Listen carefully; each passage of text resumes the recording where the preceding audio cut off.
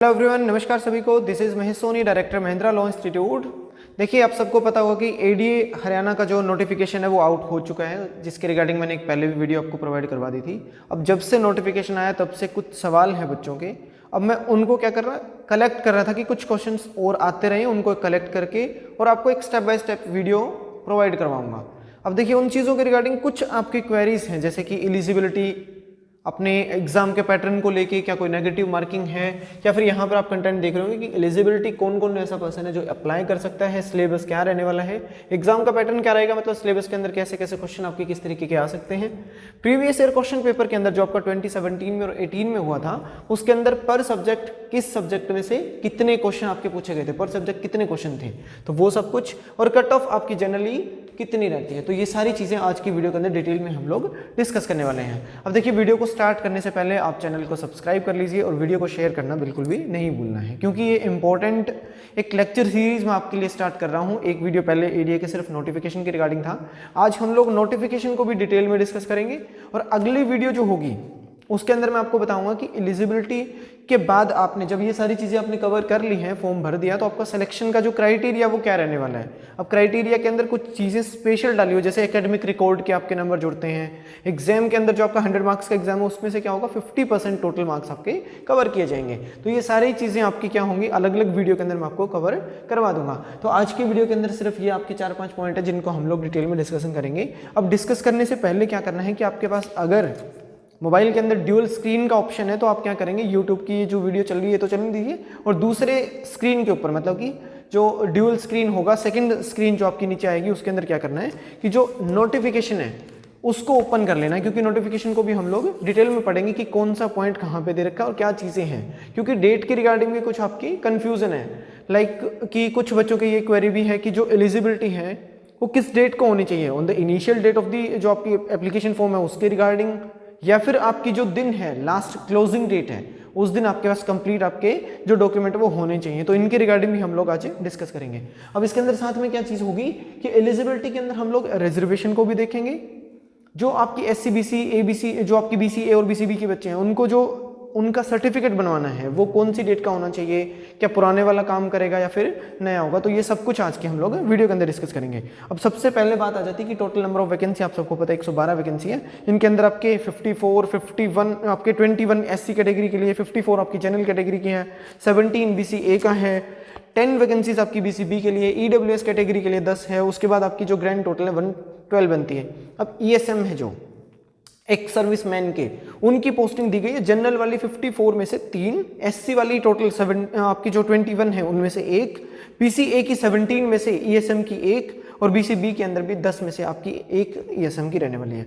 फिर आपके जो फिजिकल जो आपके हैंडीकैप हैं, ऑर्थो वगैरह हैं, वीएच हैं, उन सबको भी 4-4 वैकेंसी आपकी रिजर्व करी गई है। वो उनकी सेपरेट जो कैटेगरी है उनमें से उनको मिल जाएगा।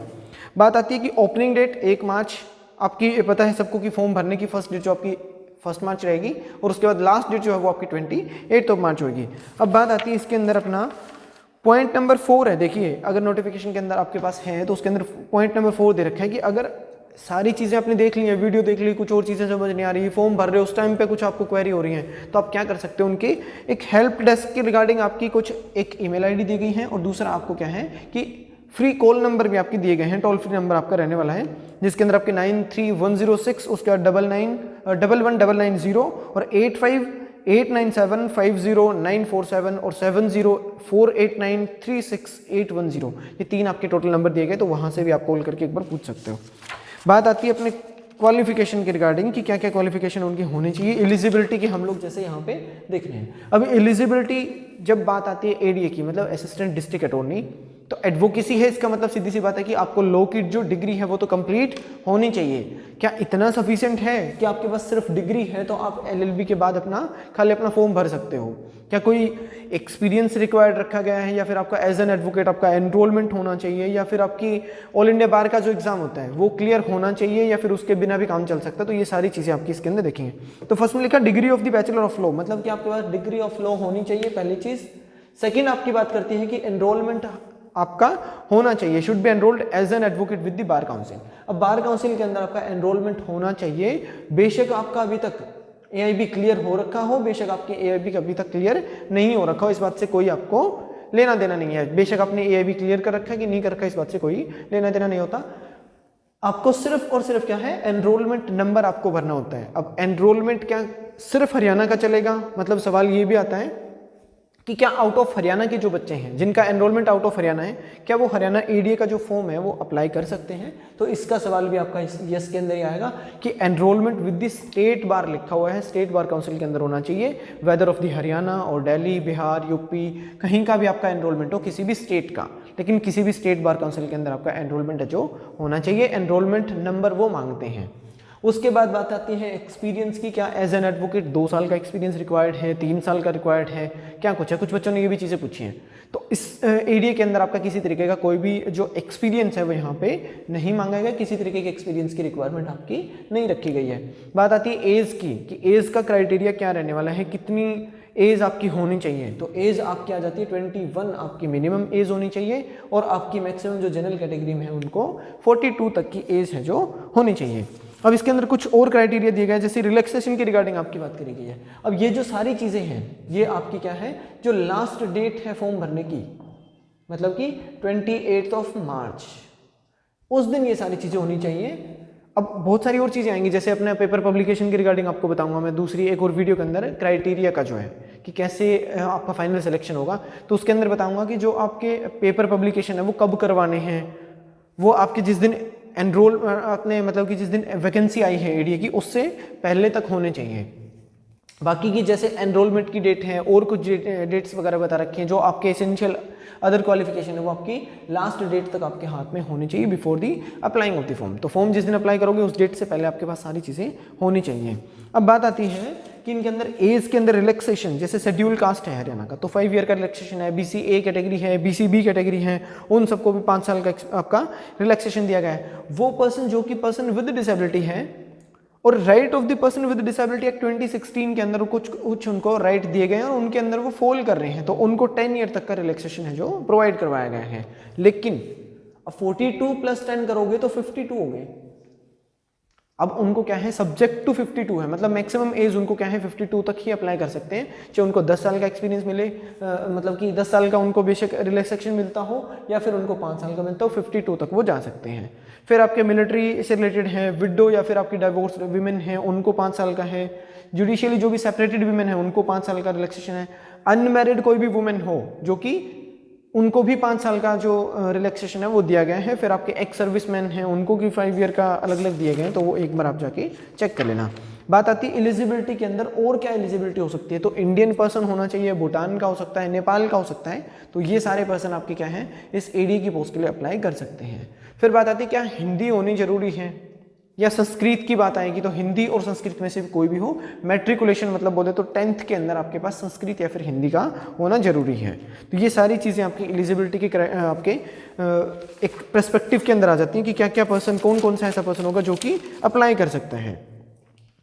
ये कुछ सवाल थे। अब इनके अंदर अब जो देखी जाती है चीज़ें कि रिजर्वेशन किस तरीके से आपका डिवाइड है जो करा जाएगा। तो रिजर्वेशन आपका क्या होगा, सबको पता है BCA को 16% है, BCB को 11% है, जनरल कैटेगरी का आपका जनरली 50 रहता है, उसका EWS कैटेगरी को 10% दिया जाता है, लेकिन इसके अंदर कुछ वेरी हो रखा है क्योंकि नंबर ऑफ पोस्ट के हिसाब से ये वेरी होते रहते हैं। बात आती है कि रिजर्वेशन के अंदर आपकी एक जो सर्टिफिकेट की बात कर लेते हैं, उसके अंदर मैं आपको पॉइंट बता देता हूँ। 11th नंबर पॉइंट आपके इस नोटिफिकेशन के अंदर, अब 11th के अंदर लिखा कि the benefit of reservation will be given only to those SC, BCA और BCB और EWS या फिर आपकी PWD या फिर आपके जो ESM है उनकी कैटेगरी को दिया जाएगा जो कि हरियाणा के डोमिसाइल्ड होंगे। मतलब कैटेगरी जो आपकी है BCA, B वगैरह ये अपने हरियाणा स्टेट की होनी चाहिए, जिनका जो डोमिसाइल हरियाणा के अंदर बन रखा है उन्हीं पर्सन को क्या होगा रिजर्वेशन का जो बेनिफिट है वो मिल सकता है। आउटसाइड हरियाणा वालों को रिजर्वेशन नहीं मिलेगा, उन सबको क्या करेंगे हम लोग अनरिजर्व्ड कैटेगरी मतलब बोले तो जनरल कैटेगरी के अंदर है जो काउंट करा जाएगा।